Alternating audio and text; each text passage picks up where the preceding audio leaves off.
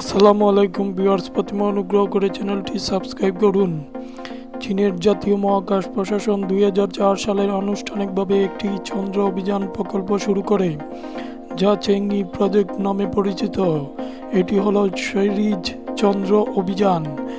চেংই চন্দ্র অভিযানটি তিনটি পর্যায়ে বিভক্ত, তা হলো মানবহীন চন্দ্র অভিযান, মানববাহী চন্দ্র অবতরণ, চন্দ্র অভিযান কেন্দ্র স্থাপন।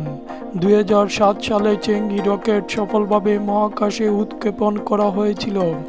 এটি পরিকল্পনা অনুযায়ী নিয়ন্ত্রিত উপায়ে চাঁদে বিধ্বস্ত করা হয়।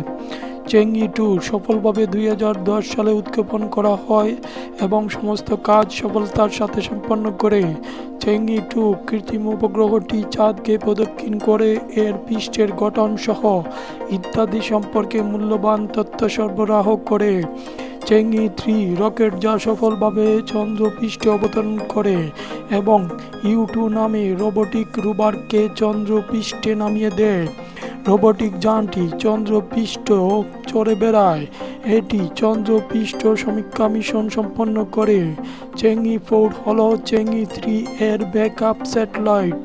চেংই 5 এর প্রধান বৈজ্ঞানিক লক্ষ্যগুলির মধ্যে রয়েছে চন্দ্রের মাটির নমুনা সংগ্রহ করে পৃথিবীতে নিয়ে আসা, তা সফলতার সাথে করেছিল। চীনা চেংই 6 মিশনের রকেটটি 2024 সালে উৎক্ষেপণ করা হয়। এতে রোবটিক রোভার ছিল। চেংই 6 মিশনের রকেটটি সফলভাবে চাঁদে অবতরণ করেছিল। এটি বিশ্বের প্রথম চন্দ্র অভিযান যা চাঁদের দক্ষিণ অংশে সফলতার সাথে অবতরণ করেছিল। চেংই 6 রকেটটি চাঁদের দক্ষিণ অংশের মাটির নমুনা সংগ্রহ করে পৃথিবীতে ফিরে এসেছে। চেংই চন্দ্র অভিযানের প্রথম পর্যায়ের কাজ সফলভাবে সম্পন্ন হয়েছে।